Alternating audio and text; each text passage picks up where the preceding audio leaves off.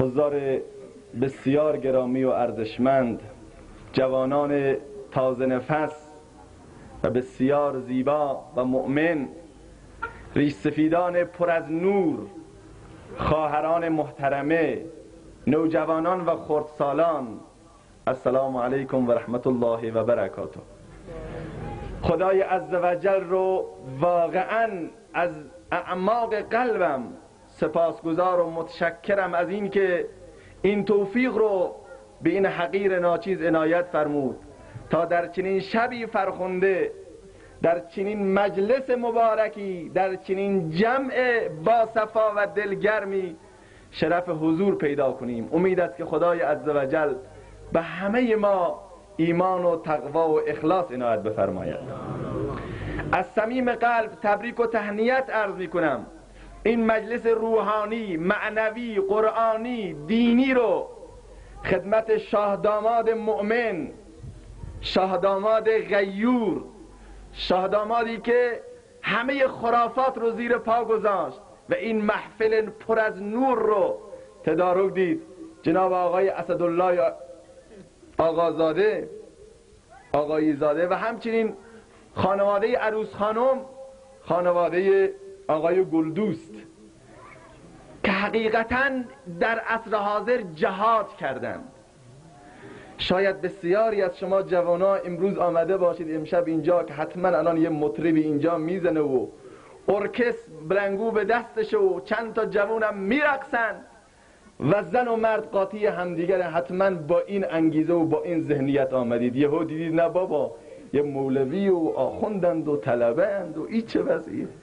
شاید قطعا اینطوریه. چرا؟ چون که تو جوونا اینجوری افتاده که آقا مگر میشه تو عروسی سخنرانی بکنید؟ آقا این عزاست. مردم به تعزیه که نیامدن شما آمدین قرآن بخونید، به عروسی آمدیم. درسته جوان عزیز، به عروسی آمدیم. منم نیامدم اینجا مجلس شما رو به عزا تبدیل بکنم. اما میدونید ما در طول زندگیمون 2 روز عید داریم. درسته؟ عید سعید فطر، عید قربان. این 2 روز رو شما جشن دارید. درسته؟ خوشحالیم، لباس نو میپوشیم. آیا دلیل میشه چون که این 2 روز خوشحالیم بزن و برقصیم؟ آیا دیدید 2 روز در 2 روز عید کسی بره مطرب رو بیاره، رقاصه رو بیاره، الوات رو بیاره، ساز و سرنا و گرگ و ارگ رو بیاره اینجا بزنه و برقصه؟ همچه کسی رو دیدید؟ نه. بلکه چه کار میکنیم؟ خوشحالیم در اون روز، میریم لباس نو میپوشیم، اول صبح وضو میگیریم و میاییم در مساجد و در عیدگاه ها و این سر رو در پیشانی خدای متعال میساییم. خوشحالی انسان مسلمان با نمازه، عشق انسان مسلمان با عبادته، عشق انسان مسلمان با ریاضته. جوان مسلمان تو رو خدا امشب بیا حال کن، امشب بیا حال کن، قال را بگذار و مرد حال شو، پیش مرد کاملی پامال شو. امشب شب حاله، امشب شب عشقه. چرا؟ چون که دور تا دور این مجلس را خدا گواه است، زبانم لال اگر دروغ بگویم، که دور تا دور این مجلس را فرشتگان مقرب خدا احاطه کردند. فرشتگان رب العالمین به این مجلس میبالند، مینازند، افتخار میکنند. من نمیگم اینو، رسول خدا حضرت محمد مصطفی صلی الله علیه و سلم در حدیثی میفرماید که هرگاه مجلس و محفلی برای رضای خدا برگزار بشه، اون مجلس و محفل را فرشتگان خدا احاطه میکنن، دور تا دور اون مجلس رو میگیرند و الله ذوالجلال به خاطر این مجلس بر فرشتگان مقرب خودش مباهات و افتخار میکند. آیا خوشتون میاد؟ آیا خوشتون نمیاد تو این مجلس ملائکن؟ اگر امشب اینجا رقاصه میبود، ارگ میبود، قطعا بدونید که شیطان دور تا دور اون مجلس را و شیاطین اندن. حالا عروس و داماد جلو میفته و 1000 الوات دنبالش، عروسی تبدیل به عزا شده. برادر میگه این یه مورد نیست، هزاران مورد این چنینی بوده. وقتی خدا در این مجلس نباشد، در چنین مجالسی نباشد، هر کاری صورت میگیره. اول شب نوشابه میخورن، شراب مینوشن، تریاک میخورن و میکشن و نهایتا آخر شب چاقو میخورن، آجر میخورن، سر و کله همدیگر رو میشکنن. آیا این مجلس بهتر یا اون مجلس؟ خودتون قضاوت بکنید. ما برای عزا نیامدیم. گفتم آیا اون شادیه که سر و کله همدیگه رو بشکنونن؟ آیا اون شادیه که همدیگه رو بکشن بزنن آخر شب عزاداری کنن؟ حیف واقعا اگر شما اون رو شادی ترجمه کردین اینو غم. جوان عزیز، به خدا قسم این مجلس شاده. چرا؟ چون که روح و روان هیچ کس افسرده نیست، همه خوشحالیم، همه شادمانیم، چون که الان معصیت اینجا وجود نداره، گناه اینجا وجود نداره. بیاین جلو تشریف برین دوستان، جزاک الله. اون برادرانی که تازه میان این قسمت مراجعه کنن. یک صلوات غرایی نال بفرمایید.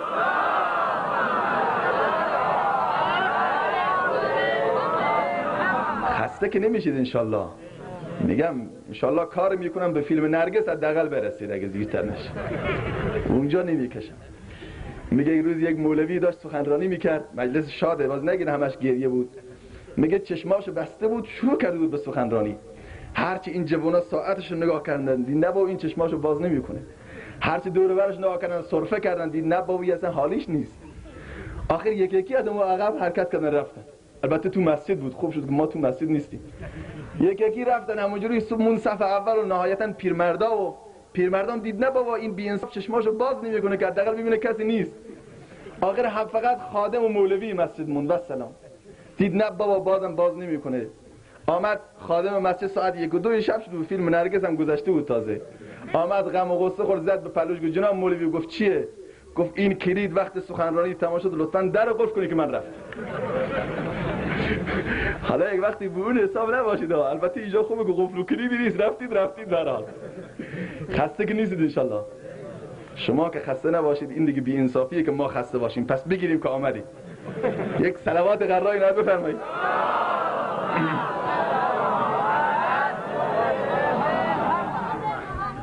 آیه‌ای که خدمت شما قرائت کردم و تلاوت کردم صفات مؤمنان را این آیه بیان میکنه که یه مؤمن واقعی، یه جوان مسلمان دارای چه صفاتی باشه. آیا فقط به محض این بگیم ما مسلمونید؟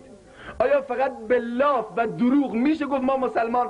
به لاف و دروغ که نمیشه ادعا کرد. لاف و دروغ گفتن آخر افتضاح و آبروریزیه. یه جوک دیگه هم یادم آمد، مولانا رو رحمت الله علیه میگه لطیفه است. میگه آقایی بلوفزن بود، خالیبند بود به اصطلاح جوونای حالا. بعد هیچی نداشت، در بسط نداشت این بدبخت، ولی پوز میداد. صبح یه دنبه از یک جای قرض کرده، دنبه گوسفندی لباشو چرم میکرد، خوب میمالید. صبح میامد تو مجلس خانه و بزرگا، عجب غذای عجب گوشتی میگو خوردم. چه نوع گوشت؟ میگفت 3 نوع گوشت خوردم، کباب گوسفند، کباب مرغ و ماهی. 3 تا گوشت. خوش بالاد، همه به این افتخار میگن، خوشا به حالت که عجب غذایی خوردیم. ما بدبختا که چی نداریم، فقط یه گوشت گوسفند میخوریم. گفت برو شما بدبختی دی چی نداری. روزها به همین منوال میگذشت و هر روز لبای این چرم و بقیه لباشون خشک. یه روزی صبحانه آمده تو مجلس، بقیه مردم به این چیزی نمیدادن چون که فکر میکردن این سیره. از این طرف روداش قرقر میکرد میگه ای پدر سوخته منو کشتی، ولی از طرف لباش یه چیزی دیگه میگفت. یه روزی این بچه‌شو هم نگهبان کرده بود رو این دنبه که وقتی گربه سگ نخوره. بعد یه روزی اتفاقا بچه بازیگوشه دیگه داشت بازی میکرد، گربه آمد و این دنبه رو برداشت و فرار کرد و رفت. بچه دست پاشه شد که پدرش الان بیاد میکشدش. بدو آمد گفت بابام نشسته با شکمش تو مجلس. بابا گفت چیه؟ گفت اون دنبه‌ای که هر روز سبیلا و لباسو چرم میکردی گربه آمد و برد. مردم گفت چی؟ گفت دنبه. گفت بله بابا هر روز صبح دنبه داشت. گفت ای بی انصاف، عجب غلطی کردم من. اون موقع گفت بعد گفتم بیان مقداری بهش بدبخت غذای چیزی بدید. آمد غذا خورد، وقتی شکم شیر شد گفت به خدا راستی عجب مزه‌ای داشته که من دنبال دروغ میرفتم. حالا لاف زدن دروغ گفتن بی آبروییه.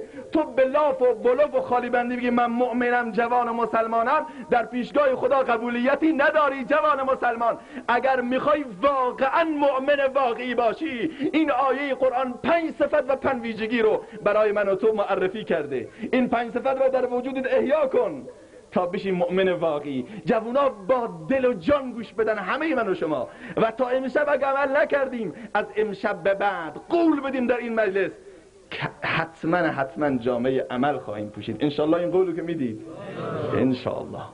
اولین صفت اذا ذکر الله انما المؤمنون، انما کلمه حصر تأکیده. قطعا و حتما مؤمن واقعی کسی است الذین اذا ذکر الله وجلت قلوبهم، وقتی یاد الله می شود، ذکری از الله به میان میاد، قلبها به تپش می افتد، قلبها به لرزه می افتد، روح و روان دگرگون می شود، انقلاب درونی در وجودش ایجاد میشه. این نخستین علامت یک انسان مؤمنه. آیا اینطوری هستیم یا نه؟ یا وقتی ذکر الله میاد خوابمون آمد. اگر تا ساعت 1 شب اینجا ارکستر بزنه و برقصه هیچ کس احساس خستگی نمیکنن. تازه اینجا که هیچ پیرزالا و پیرمردا برید نگاه بکنید، تا ساعت 2 شب بعد از پیرزنا نمیبینن. میگه بیبی جان شبکه 2 رو بگیر، فیلم سینمایی رو ببین. ای بی انصاف. یه روز یه پیرمردی، خدا شاهده، یه پیرمردی رفت این دعوت دادیم، گفتم بیا بابو مسجد. پیرمردی بود، نمازی، پاد لب گور رسیده، اسرائیل صبح در خانت ماشینشو بوق میزنه، میگه بیا سوار شو ببین مسجد. گفت بابوی به خدا نمیتونم، سرم درد میکنه، آب چشم و بینیم همه داره میریزه و فلان است و دست پام ضعیف و نمیتونم بیستم، 1000 عذر و بهونه. گفتم خیلی خوب معذور. یه روزی دیدم هوای برف، خدا شاهد یاد میگیرم، آمده بود سر جاده ایستاده، دست پاش همینجوری میلرزید. گفتم بابو کجا داره میری که تو را ببرم؟ گفت هیچ بابو جان، کوپن روغن اعلان کرده، میخوام برم کوپیناخو بگیرم. هی بی انصاف. برای نماز که میگفتی آب بینی و دهانم وای نمیسته، برای کوپن روغن تنها روز برفی داری میری. این ادعای ایمانه. اذا ذکر الله وجلت قلوبهم، وقتی یاد الله میاد خستگی معنایی نداره. مثل شما جمع که من میبینم که شما خسته نیستید، اگر ما خسته بشیم. فضیل عیاض، یکی از اولیای خدا و یکی از سلاطین اقلیم عشق، یکی از پهلوانان و ابطال عقیده و ایمان، ایشون قبل از این که مسلمان بشه رئیس کاروان دزدان بود، رئیس غارتگران و چپاولگران. یعنی به حدی مشهور شده بود که به منطقه اونا هر کس میامد میگفتن که مبادا مواظب پول و مالتون باشید که فضیل اینجاست. اینقدر جیببر معروفی هست که اصلا نمیدونی از کجا برد و از کجا خورد و از کجا هضم کرد. یه روز یک کاروان مسلمانی برای ادای حج میرفتن راهی بیت الله الحرام. حواستون فقط 6 دم این طرف باشه، حواستون این طرف درم نباشه که مجبورم منم حواسمو جای دیگه بکنم تا صبح شما رو اینجا نگه دارم. فقط حواستون اینجا باشه که من بتونم مطلبو بگم. فضیل عیاض اینها این کاروان حج داشتن میرفتن، اتفاقا به منطقه‌ای برخورد کردن که اون منطقه فضیل عیاض بود. آمدن گفتن اینجا منطقه فضیل عیاضه. گفتن پس فاتحه مال و اموال ما خونده شده. گفتن چیکار بکنیم؟ رئیس کاروان گفت آقا یه فردی رو پیدا بکنیم اموال ما به عنوان امانت امشب بهش بدیم. گفت آقا این اموال ما رو نگه دار، صبح خود ما ازت میگیریم و میریم دنبال کارمون. گفتن باشه. آمدن در جستجوی شب دنبال یک فرد امینی بودن، یه آقای رو دیدن. گفت آقا، گفت بله. گفت اینجا منطقه فضیل؟ گفت بله. گفت فضیل دزد غارتگر؟ گفت بله. گفت تو فرد امینی هستی، همین پول و مالامو رو میدم به تو رو خدا امشب نگه دار. گفت باشه. مالها را دادن بهش، نفهمیدن که همین فرد خودش فضیل عیاضه. مالها را آوردن از ترس فضیل به خود فضیل دادن. گفت ای فرد، فضیل من شنیدم خیلی آدم بد پستیه، دزد غارتگر و چپاولگریه، مواظب باشی از پیشت قورت نده که وقتی تو رو مشغول کنه. گفت نه آقا، خاطر جمع باش. فضیل خوشحال و خندان و چاق و چله آمد پیش رفیقاش. گفت بیا که عجب مالی کسب کردیم. گفت چطور؟ گفت آمدن از ترس خود ما مال رو دادن به خود ما. پولها رو داشت میشمرد، با خودش فکر میکرد فردا این پولها رو چیکار بکنم، که ناگهان این کاروان راهی عمره به نماز ایستادن. به نماز تکبیر تحریمه، اون شعار کوبنده‌ای که تمامی آله‌های خرافی و موهوم را در زباله‌وان تاریخ میاندازد. الله اکبر. گوش فضیل عیاض را صدای قرآن و این چهچهه بلبل مکتب رسول الله نوازش داد که ناگهان آیه قرآن رو تلاوت کرد. امام بینایی رسید که الم یعن للذین آمنوا ان تخشع قلوبهم لذکر الله و ما نزل من الحق. آیا زمان اون نرسیده که قلب‌های سنگدل در مقابل قرآن نرم بشه؟ آیا زمان اون نرسیده؟ آیا آیا زمان اون نرسیده که دلها به لرزش بیاد در مقابل ذکر خدا؟ آیا زمان اون نرسیده که انسانهای قسی القلب و قساوت تمام از قساوت و سنگدلی و بزدلی و ارشد دزدی و راهزنی باز بیان و بیان این پیشانی رو در پیشگاه خدا بسایند؟ فضیل ناگهان متوجه شد که این آیه منو میگه، از جا بلند شد گفت بلا بلا یا الله، خدایا منظورت منم، پروردگارا دارم بیام. حواس تو این طرف باشه. آمد اونجا گفت ای پروردگار عالم بیا، من فضیل آمدم. خدا، ما از خدای گم شده ایم، او به جستجوست، چون ما نیازمند و گرفتار آرزوست. گاهی به برگ لاله نویسد پیام خویش، گاهی درون سینه مرغان بهای هود. در نرگس آرمید که بیند جمال ما. ما از خدای گم شده ایم، او به جستجوست. فضیل آمد جلو گفت ای رئیس کاروان، من فضیلم، کجا دارید میرید؟ این مال شما، لطفا منو ببرید. گفت میریم به سرزمین حرم. گفت منم باهاتون میام. کاروان بقیه فضیل رو سرزنش کرده که ای فضیل، همه ما جان و مال ما رو میدیم تا چنین پولی به دست بیاریم، تو اونگاه پول مال باد آورده رو میدی راحت بره؟ نده. گفت آی دوستان من، بترس از آتش دوزخ که قهر جاودان باشد، بترس از پرسش فردا که آن معبود بر حق است. از خدا بترسید. همه اون کاروان دزد فضیل گفتن لا اله الا الله محمد رسول الله. لهجه مردی که دارد بوی دوست، امتی را می کشد تا کوی دوست. رفت فضیل ایاز شد عابد الحرمین. عابد الحرمین لقب گرفت. چندین سال دور بر خانه خدا رو طواف میکرد و دعا میکرد، گریه میکرد، زجه میزد، زاری میکرد. دست خودشو در دستان بلا کیف الله قرار داده بود. دلش رو از همه چیز خالی کرده بود برای رضای خدا. تا اینکه روزی عبدالله ابن مبارک امام التابعین مجاهد نستو آمد، دید فضیل داره عبادت میکنه. میدونی شعر عربی رو خون، گفت یا عابد الحرمین لو ابصرتنا لعلمت انك بالعبادة تلعب. من كان يخضب خده بدموعه فنحورنا بدمائنا تتخضب. ای فضیل، ای فضیل، ای عابد الحرمین، ای زاهد حرمین، متوجه باش. اگر بفهمی که ما چه کار داری میکنیم، متوجه میشی که تو داری بازی میکنی. ای فضیل، اگر تو گونه‌هایت و رخسارت و چهره‌ات را با اشک چشمانت تر میکنی و خیس میکنی، بدان ای فضیل که ما تر میکنیم سینه‌های ما را با خون گردن‌های ما. بیا در راه جهاد. فضیل حرکت کرد و راهی جهاد شد. الم یعن للذین آمنوا ان تخشع قلوبهم لذکر الله. آیا زمان اون نرسیده که جوانهایی که با ساز و سرنا خلاف خدا و رسول، معصیت خدا و رسول مجالسشون رو گرم میکنن، بیان برگردن و دلشون رو در طبق اخلاص بگذارن و در خدمت قرآن؟ آیا زمان اون نرسیده که جولانگاه فکر ما به تصرف قرآن در بیاد؟ سروران عزیز، بیاییم شما را به خدا قسم، این دل باید به تپش بیاد، این دل باید به حرکت بیاد. اگر محبوب خداییم، اگر مؤمن واقعی هستیم. ابراهیم خلیل رو میدونید چرا میگن خلیل؟ در اخبار آمده، حالا نمیدونم صحت و عدم صحتش با راوی، میگن یه روزی جبرائیل امین سوال کرد از پروردگار عالم که خدایا این ابراهیم چیکاره است که تو بهش میگی خلیل؟ خلیل یعنی دوست خصوصی. گفت آزمایشش کن.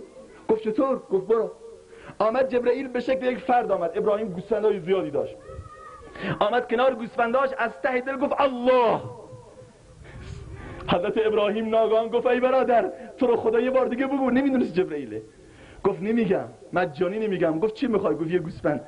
گفت این گوسفند مال تو رو خدا یه بار دیگه بگو الله. چون گویی تو یا الله، گوییم به تو لبیک، این بنده نوازی ها جز حضرت ما را کو، یعنی کو عشق الله. گفت آقا 2 گوسفند مال تو، یه بار دیگه بگو الله. 10 تا گوسفند الله، 100 تا میدم یه بار دیگه، 200 تا. نهایتا گفت یه بار دیگه بگو همه گوسفندانمو میدم. همه گوسفنداشو گرفت گفت الله. گفت ابراهیم حالا دیگه چی داری؟ گفت یه بار دیگه بگو خودم غلام تو میشم. الله اکبر. این عشقه. عاشقان دائم لقای دوست می‌دارند، دوست در غم و راحت رضای دوست می‌دارند، دوست وعده دیدار چون در جنت آمد لاجرم، عاشقان جنت برای دوست می‌دارند، دوست.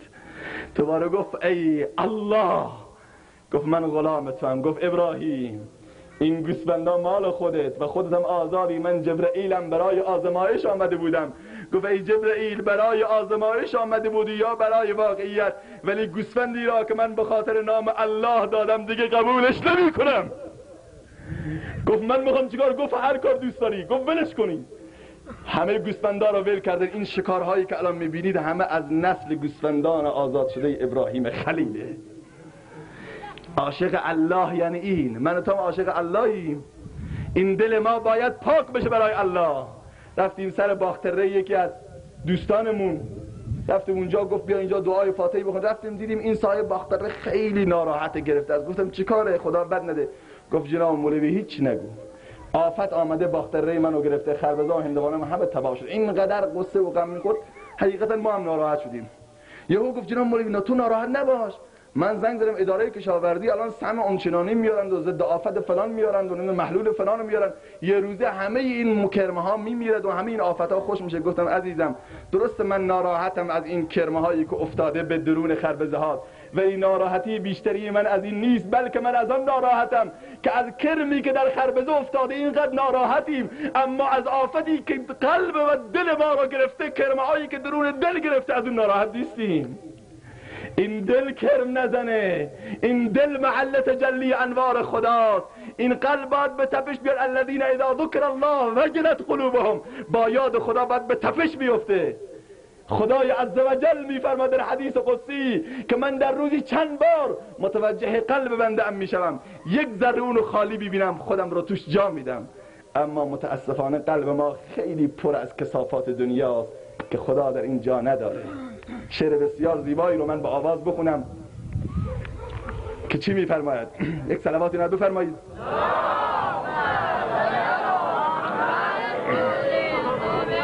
چی میگه؟ میگه دلت را خانه من کن. خدا داره باش واسطه میکنه. دلت را خانه من کن، مصفا کردنش با من، به من درد دل افشا کن، مداوا کردنش با من، به من درد دل افشا کن، مداوا کردنش با من.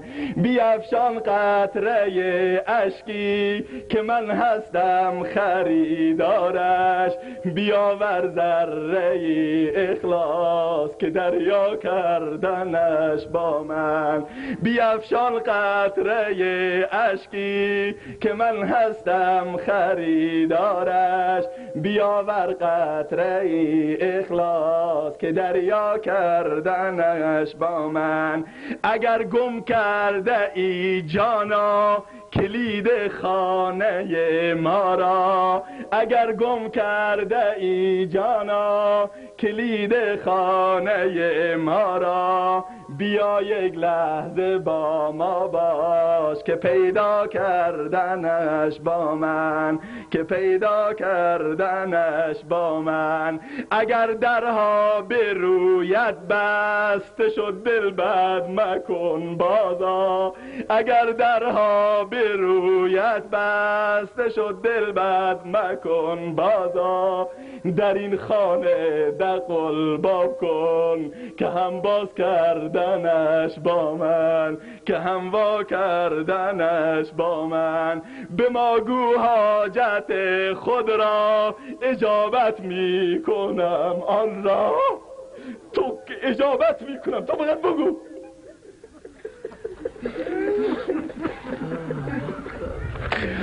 به ما گو حاجت خود را اجابت می کنم آن را. طلب کن آنچه را خواهی مهیا کردنش با من. بگی تو فقط بخواه، تو فقط بده پروردگارا، تو فقط بگو یا الله. میگه دادنش با من، ریختنش با من. طلب کن حاجت خود را، اجابت میکنم آن را. طلب کن آنچه را خواهی، مهیا کردنش با من. بیا قبل از وقوع مرگ روشن کن حسابت را. بیا قبل از وقوع مرگ روشن کن حسابت را. بیاور نیک و بد را جمع و منها کردنش با من. اینجا رو گوش بده. اگر عمری گناه کردی مشو نومید و از رحمت. اگر عمری گناه کردی مشو نومید و از رحمت. تو توبه نامه را بنویس که امضا کردنش با من. تو توبه نامه را بنویس که امضا کردنش با من. دلت را خانه من کن، مصفا کردنش با من. به من درد دل افشا کن، مداوا کردنش با من. مداوا کردنش با من. میخوای؟ خدا میگه پروردگار عالم داره با من و تو صحبت میکنه. پروردگار عالم و اذا سألك عبادی عنی فانی قریب اجیب دعوت الداع. وقتی بندگانم یا رسول الله از تو سوال میکنه در مورد من، بگو که من نزدیکم. فقط تو یه وجب بیا، من 2 وجب میام. تو 1 متر بیا، من 2 متر میام. تو یواش یواش بیا، من خدا بدو میام. تو فقط استارتو بزن، من روشن میکنم. ماشین ایمان تو به حرکت در میارم. بیایم با ذکر الله، با ذکر پروردگار عالم قلبهای ما رو صیقل بدیم. الذين اذا ذکر الله وجلت قلوبهم. حضرت ارباض ابن ساریه میفرماید وعظنا رسول الله صلی الله علیه و سلم موعظه بلیغه وجلت من القلوب و ذرفت من العیون. رسول خدا صلی الله علیه و سلم برای ما سخنرانی کردند، اشکها شروع کرد به باریدن و قلبها به تپش افتاد. همینطوری که قلبهای شما به تپش افتاده و گریه میکنید. سروران عزیز، جوانان محترم، گفتم خدا شاهده من نیتم نبود که بیام شما رو عزادار بکنم و الانم نیست. این اشکها اشک شادی شوقه به خاطر پیوند مبارک این 2 برادر و خواهر محترم ما. خدایا به برکت این جمع نورانی دعا میکنیم از صمیم قلب. پروردگارا در زندگی اینها برکت رسول خدا رو همراه بگردان. آمینتون خیلی کوتاه بود. پروردگارا دست بلا کیف خود و رسولت را در زندگی اونها شایان بفرما. احسنتم. فرزندان اینها را صالح بگردان. این اولین وظیفه و اولین ویژگی یک انسان مؤمنه که الذين اذا ذکر الله وجلت قلوبهم. وقتی که یاد الله ذوالجلال میافتن بلا فاصله قلبها به تپش میفته و به سر و صدا میفته. ولی متاسفانه امروز چه فایده که جوان ما به ذکر الله هرگز اونقدر اشتیاق نداره. میگه برو در باغ بستانها به چشم سر نگاهی کن. درختان مدح او گویند که آن معبود بر حق است. درختان ذکر میکنن. اگر سرو و اگر ناجو، اگر بید و اگر آلو، به ذکر او در افغانند که آن معبود بر حق است. چرا ای مردک عاقل تو بی ذکر خدا باشی؟ بترس از پرسش فردا که آن معبود بر حق است. خیلی مهمه. همه ذکر میکنن و فی کل شیء له آیه تدل علی انه واحد. برگ درختان سبز در نظر هوشیار هر ورقش دفتری است معرفت کردگار. همه اینا ذکر خدا میگن. رسول الله صلی الله علیه و سلم قبل از این که به پیامبری مبعوث بشن میرفتن به غار حرا تک و تنها. ناگهان متوجه میشدن که یک چیزی بهش میگه السلام علیک یا رسول الله. دور و برش نگاه میکرد میدید سنگ به پیامبر سلام میکنه. ابر و باد و خاک و آتش زنده اند با بنده اند، با من و تو مرده با حق زنده اند. سروران عزیز، و همین خاطر همه انبیاء علیهم السلام خلوتگاه داشتن. حضرت ابراهیم خلوتگاه آتش نمرود، تو آتش نمرود آتش میبارید، الله الله میکرد. خلوتگاه یونس شکم ماهی 40 روز. خلوتگاه یوسف قعر چاه، خلوتگاه ایوب اقیانوس کرمه ها، خلوتگاه محمد غار حرا و خلوتگاه ابوبکر غار ثور و خلوتگاه خدا قلب توی جوان مسلمان. خدا میخواد تو قلبت بیاد، تو رو خدا آماده کن، قلبتو از کثافات دور کن، قلبتو از کثافات دور کن تا خدا بیاد.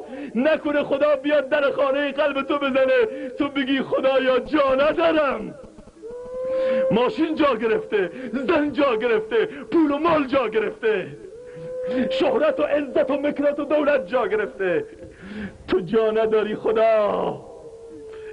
نه جوان و مسلمان، همه عشقهایی که از پی رنگی بود، عشق نبود عاقبت ننگی بود. عشق خدا مهمه، عشق رسول الله مهمه. سروران عزیز متوجه باشید، خدا نکند که الله ذوالجلال تو این قلب نیاد. این خیلی مهمه برای همه من و شما. خب باید توجه بکنید، قلب ما رو آماده بکنید با ذکر پروردگار عالم، با یاد الله، در خلوت، در جلوت، در تنهایی، در تاریکی، در روز، هر جا که هستی با ذکر پروردگار عالم باش. صبح دم برخیز و ای دل ذکر حق بسیار کن. همیشه با ذکر پروردگار عالم و قلبها باید به تپش بیاد. ولی متاسفانه جوان ما امروز اینطوری نیست. عشقش به چیه جوان؟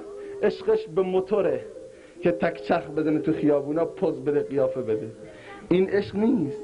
ذکر خدا باید اینجا بیاد. همه رقابت ها، چشم و همچشمی ها، اگر یکی عروسی ارگ آورده من باید ساز و دول بیارم. تو رو خدا بیا اینجا رقابت کن، به اینجا رقابت کن. اگر این جوان آقای زاده آمده این مجلس رو برگزار کرده، ما 2 تا عروسی بیام چنین مجلس رو بگیریم. شما رو به خدا کیف داره؟ آیا از این بیشتر میخواد کیف بکنید؟ نه از صحبتهای من، از صحبتهای خدا و رسول.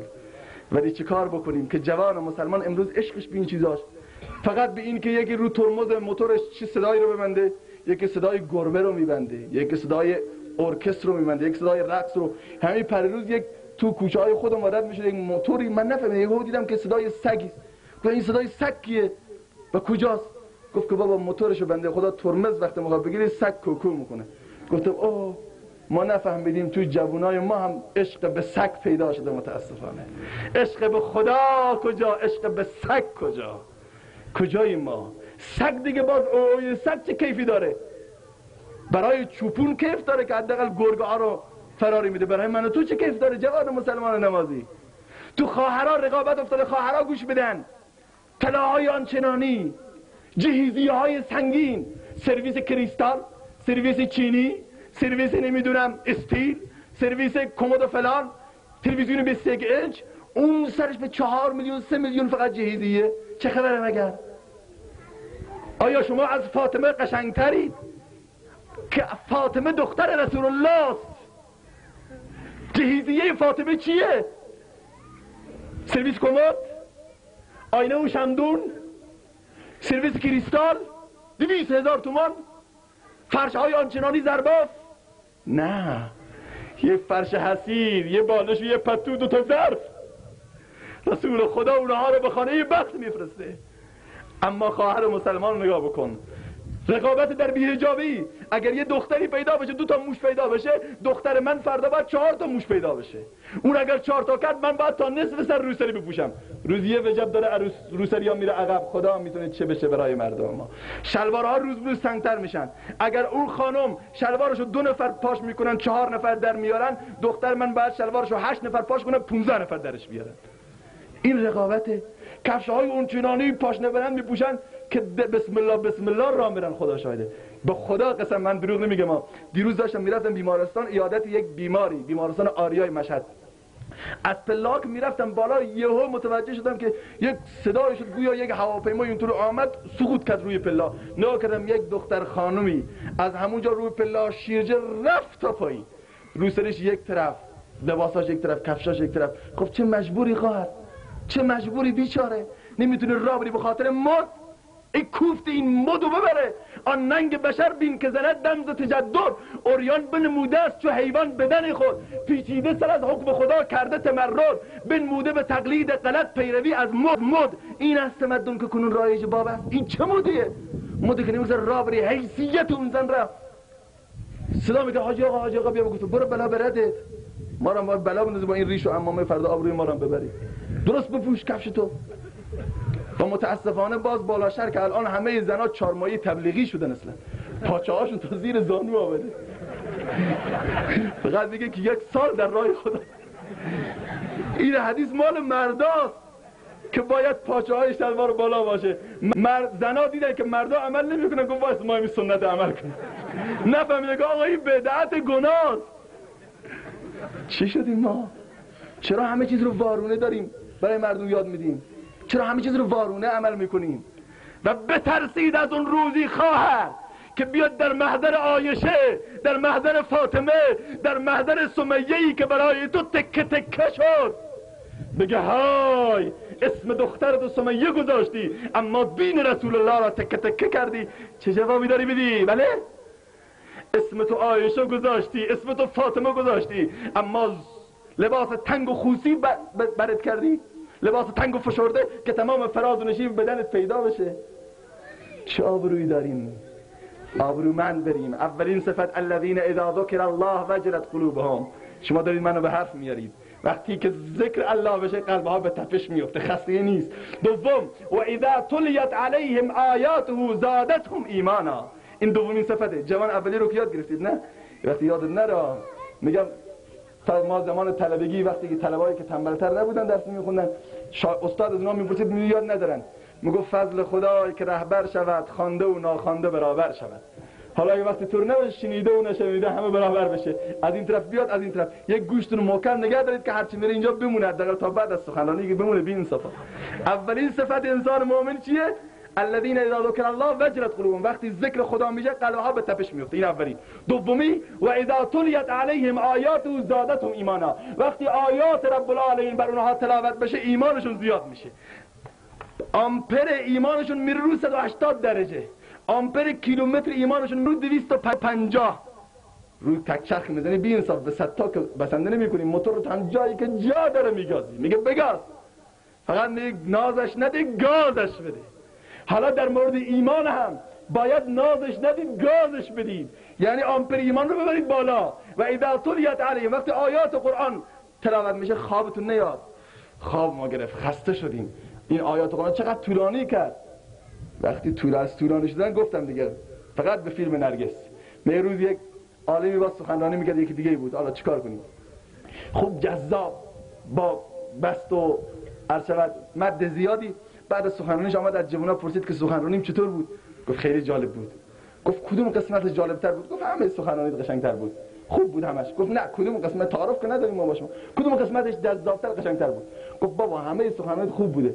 دید ول نمیکنه. گفت نه تعارف میکنه، راستشو بگید، راست حسینی بگید کدوم قسمتش بهتر بود. گفت همون قسمتی گفتی دیگر ارزی ندارم، خدا حافظ شما. حالا این وقتی به منتظر این نباشید که خدا حافظ دیگر ارزی ندارم، حالا با هم هستید. اگه خسته نشدید یک صلواتی بفرستید که مدینه برسه.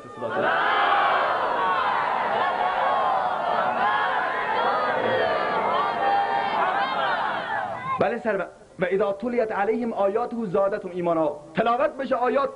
حضرت عبدالله المسعود رضی الله عنه از رسول اکرم صلی الله علیه و سلم در محضر اون حضرت نشسته بودن. پیامبر به عبدالله المسعود ای عبدالله اقرا علی القرآن، تو رو خدا برام یه دو آیه قرآن بخون. عبدالله المسعود گفت یا رسول الله اقرا علیک و علیک انزل، آیا من برای تو قرآن بخونم؟ قرآن بر تو نازل شده، من چطور بخونم؟ گفت احب ان اسمعه من غیری، دوست دارم قرآن رو از یکی دیگه بشنوم. که و اذا تلیت علیهم آیاته زادتهم ایمانا، که در تحت این آیه قرار بگیرم که وقتی تلاوت میشه آیات قرآن ایمانش اضافه بشه. شروع کرد عبدالله ابن مسعود آیه سوره نساء رو تا به این آیه رسید که یوم جئنا من کل امه بشهید و جئنا بک علی هؤلاء شهیدا. معنی آیه اینه که یا رسول الله روز قیامت برای هر امتی یک گواه میاریم و توی رسول الله را گواه بر همه امتیان. وقتی بین آیه رسید ناگهان رسول خدا فرمود حسبک حسبک عبدالله، بسه بسه. عبدالله میگه چشمامو بالا گرفتم دیدم ریش رسول الله با اشکش خیس و تر شده است. از بس که گریه کرده. اذا تلیت علیهم آیات قرآن عظیم الشأن. سروران، من اومدم اینو بگم، صحبت واقعیم اینجاست که قرآن کریمی که امروز درون خانه های ماست، به قول اقبال لاهوری میگه نماند آن تاب و تب در خون نابش، نروید لاله از کشت خرابش، نیام او تویی چون کیسه او، به طاق خانه ویران کتابش. قرآن تو خانه ویران باید بگذارن. این قرآن بود که سرنوشت اصحاب رسول الله را تغییر داد. فکر میکنه عمر رو سلمان کرد؟ محمد، ابوبکر، عثمان؟ نه، بلکه عمر حرکت کرده بود که محمد رو بکشه. در میان راه آمد آیات قرآن عظیم الشأن. طه ما انزلنا علیک القرآن لتشقى الا تذکرة لمن یخشی. آیات قرآن رو که تلاوت کرد، انقلاب درونی در وجود عمر دیوانه شد. گفت کجاست محمد؟ من رفته بودم بکشمش، حالا میرم خودم رو فداش کنم. آمده بودم تکه تکش کنم. خواهرم فاطمه، محمد رسول الله کجاست که خودم را برم براش تکه تکه و پاره پاره کنم. اقبال ز شام خود برون آور سحر را، به قرآن باز خوان اهل نظر را، نمیدانی که سوز قرأت او دگرگون کرد تقدیر عمر را. اویس و هزاران طفیل دوسی صحابی دیگر به برکت قرآن عظیم الشأن مسلمان شدند و امروز هم قرآن عظیم الشأن اعجازش باقیه. در اخبار شنیدی در زندان گوانتانامو زندانیان طالبان و القاعده، مسلمانانی که اونجا الان در حبس هستن چندین سال الان اصلا خم به ابرو نمیارن. تعجب کردن پاسبانان و نگهبانان و سربازان آمریکایی، چون که دیدن با قرآن انرژی میگیرن. قرآن به دل فسرده جان میبخشد، از پرتو خود جان به جهان میبخشد. این معجزه پیام پاک عربی حقا که حیات جاودان میبخشد. دیدن که اینها از بس که عاشق قرآنن اصلا ناراحت نیستن که به زندانن، فقط میگه تو بهشته، چون که خدا رو دارن. انسان اگر تو دوزخ هم باشه، خدا در کنار انسان باشه، دوزخ برای انسان بهشته. میگه در دوزخ اگر وصف تو در چنگ آید، از حال بهشتیان مرا ننگ آید. گر بی تو یا الله به صحرای بهشتم خوانند، صحرای بهشت در دلم تنگ آید. بهشتی که خدا نباشه جهنمه. زندانیان وقتی دیدن که اینقدر با قرآن علاقه دارن، آمدن، از اخبار شنید، خدا شاهده، آمدن زندانبانان و نگهبانان قرآنها رو از دست سربازان اسلام و مسلمانان گرفتن، پاره پاره کردن و درون دستشویی ها و توالت ها ریختن. قرآن ها را به درون مستراب ها ریختن سروران عزیز. اما در نیروی ایمان و عقیده اونها تغییر نکرد. چرا؟ چون اونها همشون قرآن دو پا بودن، همشون در قرآن حافظ قرآن، در زندان حافظ قرآن شده بودن. شروع کردن به قرآن عظیم الشأن تلاوت کردن.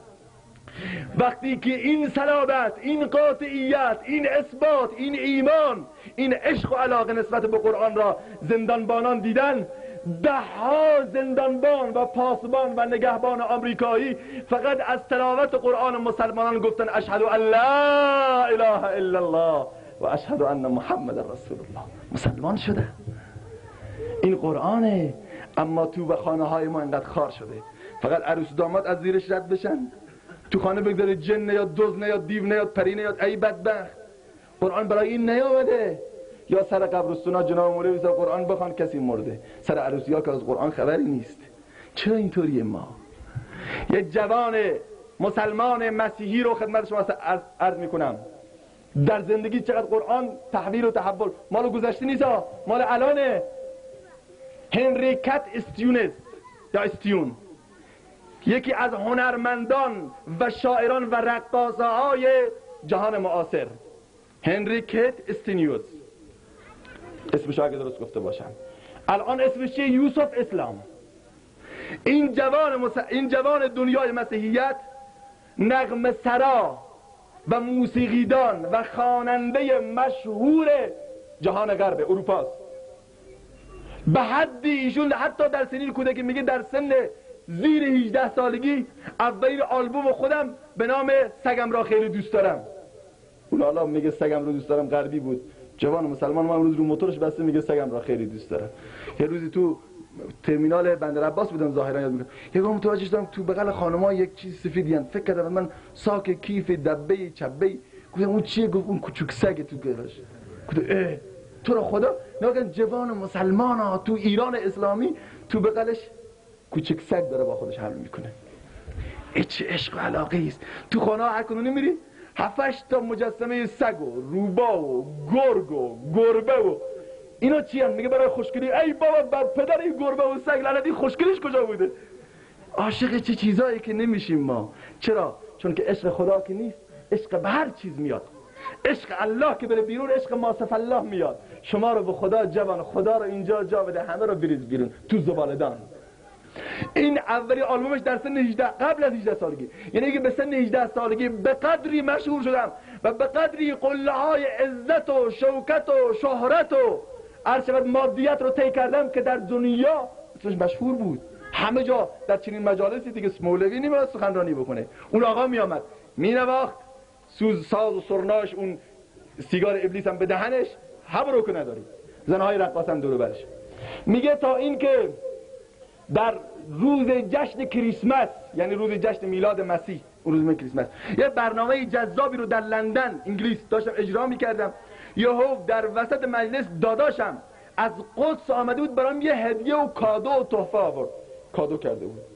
با خودم گفتم بلا فاصله کادوی برادرم گرفتم، بی صبرانه باز کردم. تو کادو چی بود؟ جفت کفش؟ نه. ساعت؟ نه. کروات؟ نه. تیغی که بیام پیش ریش پروفسوری بزنم؟ نه. پیراهن مشکی نمیدونم و یا سفید پیشوا از اینا، شلوار تنگ لی که 5 نفر 10 نفر درش کنن؟ نه. در کادو یه چیزی دیدم که تمام زندگی و سرنوشت من رو رقم زد. کادو رو که باز کردم دیدم یه جلد قرآن کریم توشه به زبان انگلیسی. گفتم این چیه داداش؟ گفتم بازش کن تا بفهمی چیه. دل پردرد را دوا قرآن، جان مجروح را شفا قرآن. هرچه جویی ز نص قرآن جو، که بود گنج علمها قرآن. باز کردم شروع کردم بخواندن، دیدم بی اختیار اشکام داره میریزه. به سوره یوسف رسیدم، بلا فاصله گفتم لا اله الا الله محمد رسول الله. اسمشو در جا عوض کرد، گفت یوسف اسلام. من دیگه خواننده نیستم، همه رو رها کرد. این قرآن چقدر زیباست. گویا قرآن بهش میگفت که منم قرآن، منم قرآن، منم پیغام جاویدان، منم سرچشمه رحمان، منم برنامه انسان. منم بحر خطا شویم مگر موجم نمیبینی، من آن گلزار دل جویم چرا یک گل نمیچینی. رها ورده شب قدرم چرا قدرم نمیدانی. منو تو میگه رها ورده شب قدرم چرا قدرم نمیدانی. پیام رحمت آوردم چرا آخر نمیخوانی. چرا نمیخوانی؟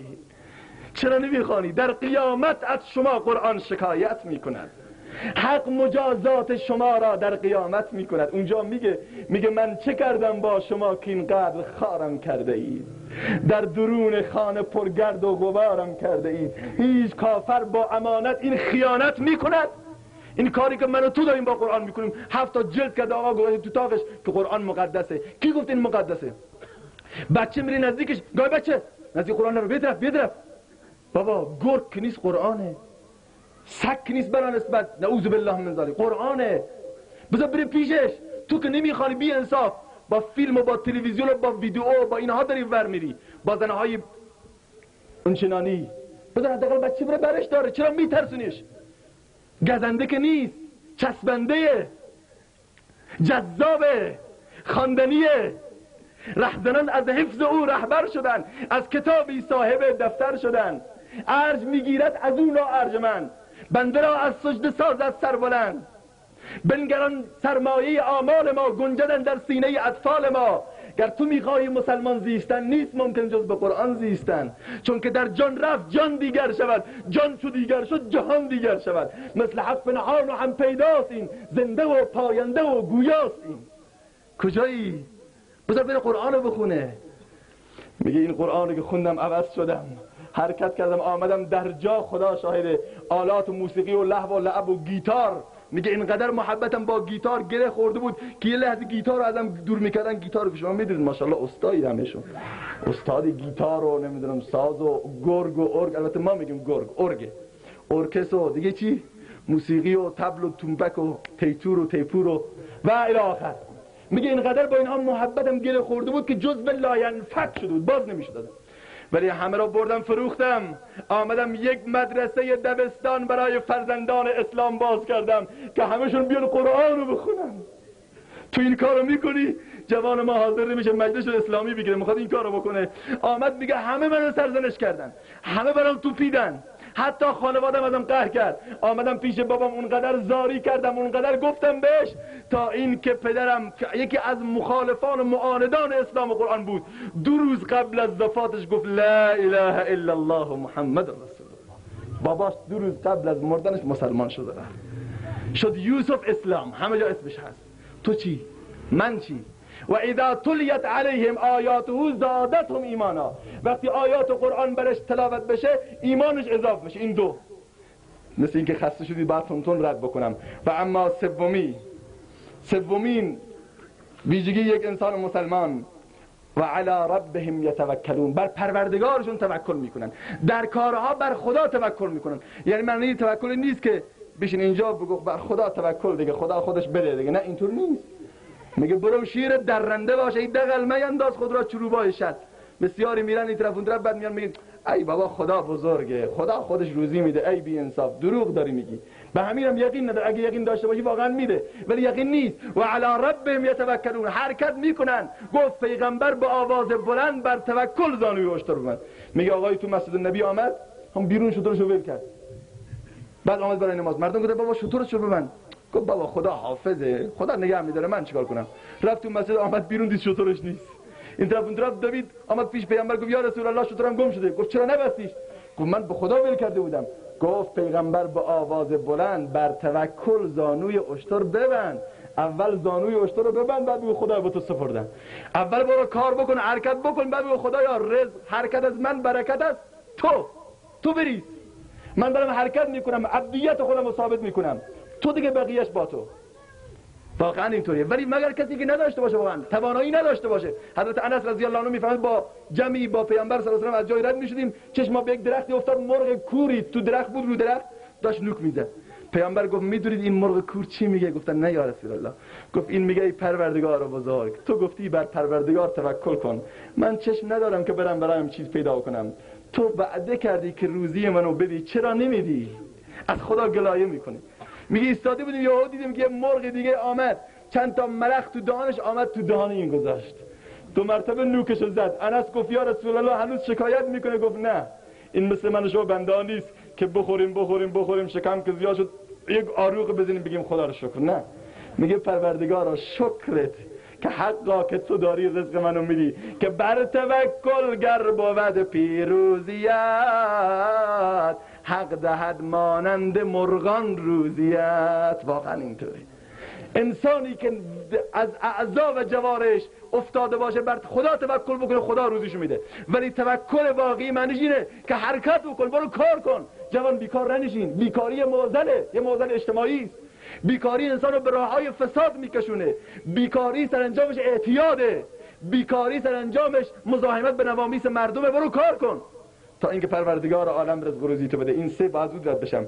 4 الذین یقیمون الصلاة، کسانی که نماز را اقامه میکنن. نماز، اون نمازی که رسول الله فرمود خنکی چشمان من در نمازه.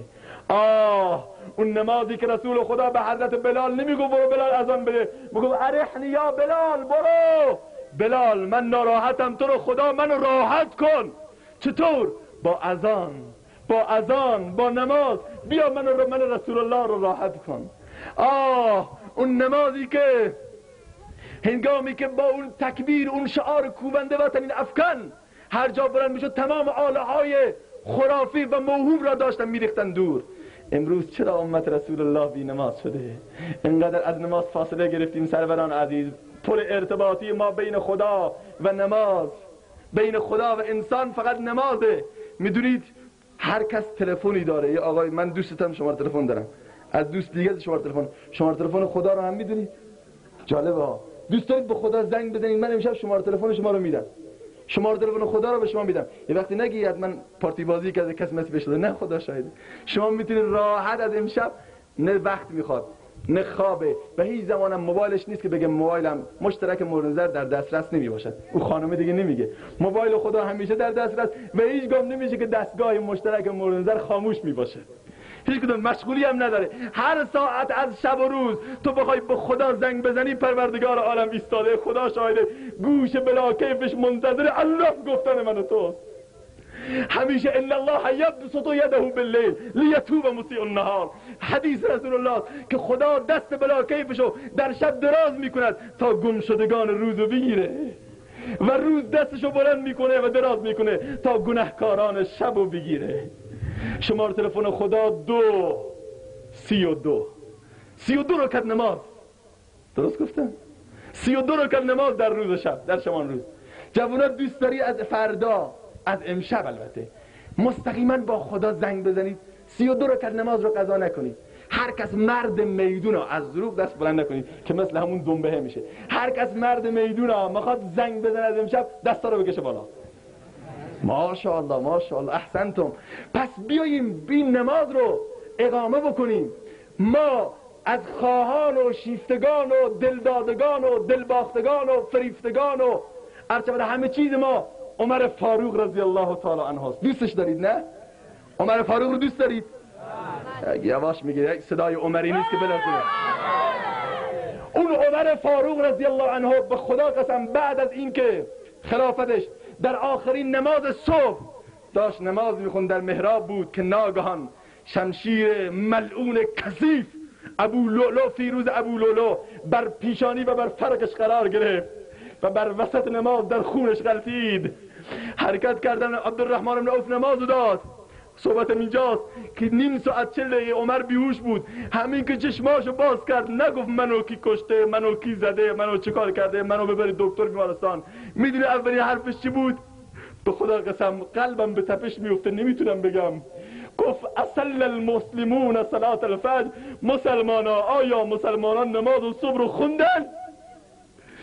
همین که میگفتن بله، از فرط غم 2 مرتبه بیهوش میشد که عمر نماز صبحش قضا بشه.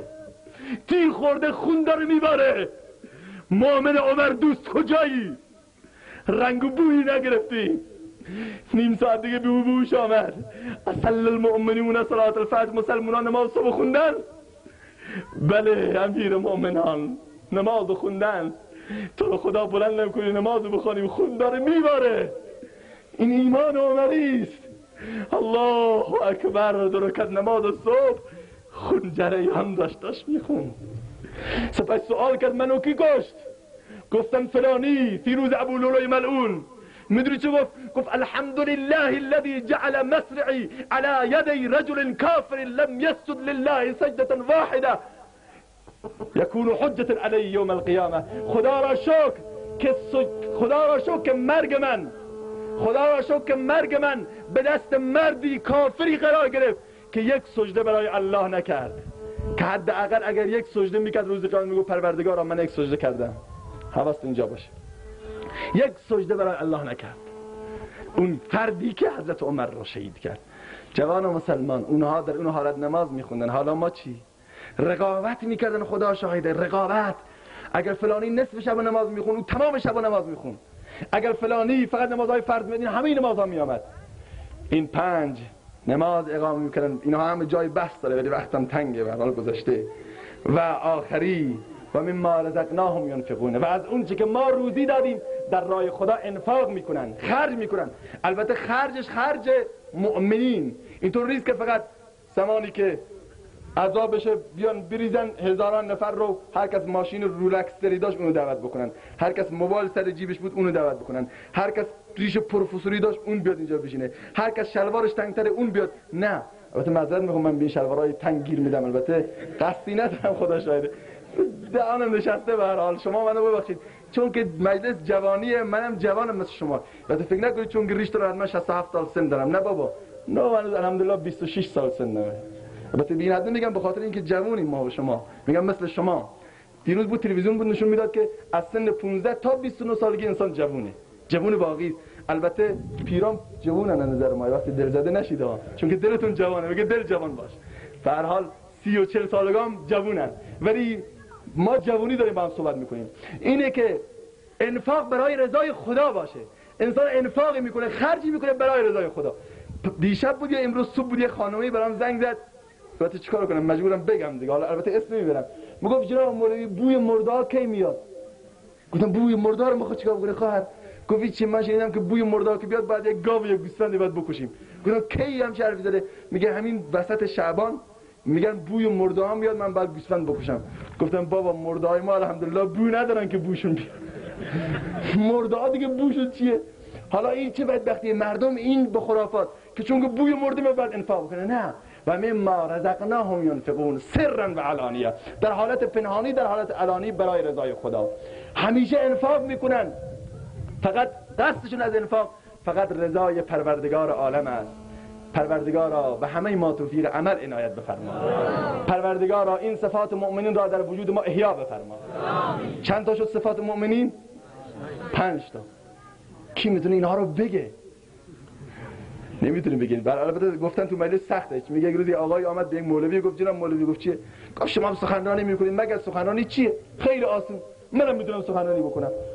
گفت خیلی خوب، مشکلی نیست، حالا این گوی و این میدان روز جمعه بیا تو سخنرانی کن. این گفت باشه، مگه سخنرانی چیه؟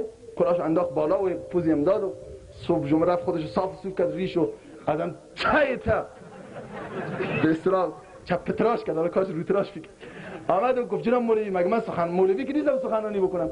گفت بابا سخنرانی نکن، فقط تو بیا پشت منبر بگو صبحانه چه خوردی. گفت اوه این که خیلی آسونه. این بنده خودم صبحانه انگور و پنیر با هم دیگه خوردم. حرکت کرد آمد یهو این جمع دید همه نگاهش میکنن، هول شد. گفت برادرها بنده صبحانه انیر و پنگور خوردم. حالا اینطوریه، حالا میدونم همتون یاد گرفتید ولی جرئت نمیکنید، این چون که تمرین نکردید. اولی من میگم حالا چون که عادت کردیم به هر حال، اولی اذا ذکر الله وجلت قلوبهم، وقتی یاد الله میگه قلبها به تپش میاد. دوم اذا تلیت علیهم آیاته زادتهم ایمانا، آیات قرآن تلاوت بشه خسته نمیشه، قلبها به تپش میفته، ایمان زیاد میشه. سوم و علی ربهم یتوکلون، بر پروردگار توکل میکنن. چهارم نماز اقامه میکنن. و پنجم از اون چه که خدا به اونها داده، و مما رزقناه، از اون چیزی که ما به شما دادیم، همه چیز رو خدا داده، ما هیچ کس خود ما چیزی نداشتیم، در راه خدا انفاق میکنن. این 5 صفت رو جوونا در زندگیتون احیا بکنید، بشید یک جوان مؤمن. مراسمتون اسلامی بگیرید. چقدر این مجلس خوش گذشت امشب، جدا خدایی انصافا امشب خوش نگذشت برای شما؟ حقیقتا کی براش خوش نگذشت امشب دست بلند کنه؟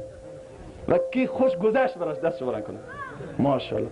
حالا مرد میدان، اون جوانایی که در آینده میخوان عروسی کنن و اون پدرها و مادرایی که میخوان بچه‌هاشون رو داماد بکنن، کیه که میخواد مجلس اسلامی و ایمانی بگیره دستشو بلند بکنه؟ دوربین از من فیلم برداری نکنه، از اونها فیلم برداری. بلند بلند بلند. همه شما که نمیخواد داماد بشید بی انصاف. نکنه خیلی به اشتها آمدید.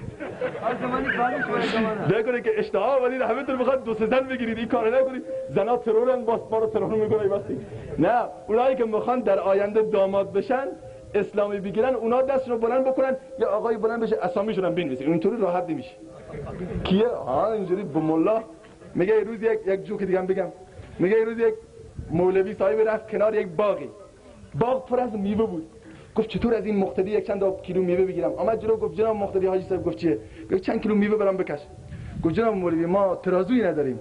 گفت این 2 دستام ترازو، تو دنبال ترازو میگردی؟ گفت جناب مولوی سنگ نداریم. کفششو در آورد، از روزی که اینو خریدم 3 کیلو بوده، حالا بکش. این گرفت بی انصاف، این کفش رو تو دست چپش گذاشت، دست راستش هم اون ظرف گذاشت. گفت حالا بریز سیب بریز. این هر چی که سیب میریخت این سیبا بالا بود و این کفش پایین بود. ریخ 10-15 کیلو تا هم جایی که تونست این نگه داشت. دید نه بابا سرخ شده دیگه نمیشه. خب آورد بالا یک 40 50 کیلو که نگه داشت.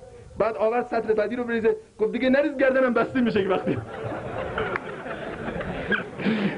حالا اینطور ریز که وای این سنگ و این ترازو چرا مولوی اسما رو بنویسه رحمت شما بکشید. بلند شد یکی ماشاءالله. بازم دستا هم بلند بود چی شد؟ احسنت ماشاءالله خدا جزایت خیر بده. بلند بود ماشاءالله فرامرز. از این جوان پشت سرم فیلم برداری آقای حافظ عبدالصمد ماشاءالله کی هست اینا؟ ماشاءالله فرداش به یک صلوات محمدی. خداوند به جان و مال شما برکت. احسنتم. فرداش ان شاء الله حتما اصل خودشون. البته ما رو شما معذور بدونید دیگه.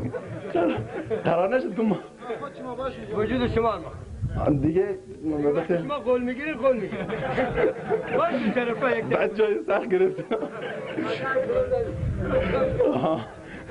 حالا شما بنویسید ببینید چه میشه از ما. دیگه ماشاءالله از تاجیکستان یک صلوات.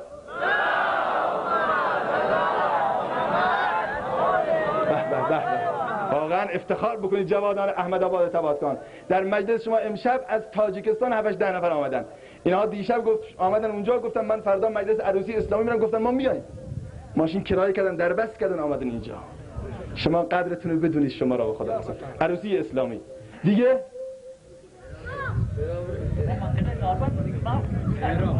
ماشاءالله ناروند. احسنتم ماشاءالله. اسمی جوان نوشته مهراب مهران مهراب نور محمد معتمدی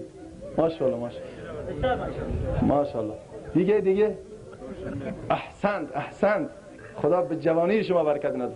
انشالله ریشه این خرافات رو بکنید، ریشه این ساز و دول رو خوش کنید، ریشه اینها رو کلن بخوش کنید. اینطوری باشه خوبه. یادم هست 1-2 هفته جلوتر یک قصه دیگه بگم.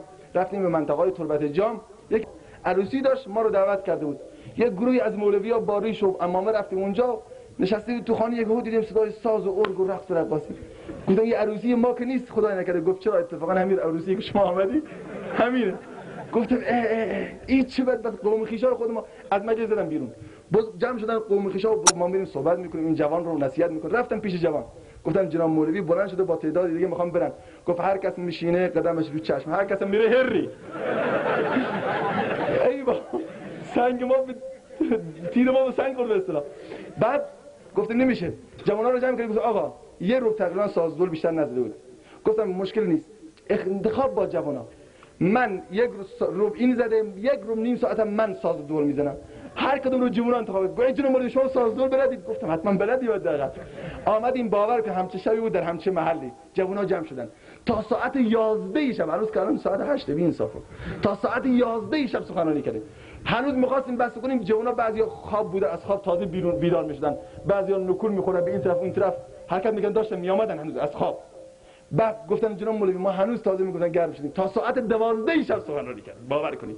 بعد قرار گذاشتیم گفت هفته آینده اسم 7 نفر اسم نوشت که عروسیاشون اسلامی بگیرن. ان شاء الله این مجلس هم بسیار مبارک شد. دیگه کیه؟ آخرین نفر. ماشاءالله احسنت. آخرین نفر البته نه، چند نفر یک بارگی بلند بشن دیگه. حبتون ان شاء الله اراده داری عروسیاتون عروسی اسلامی باشه؟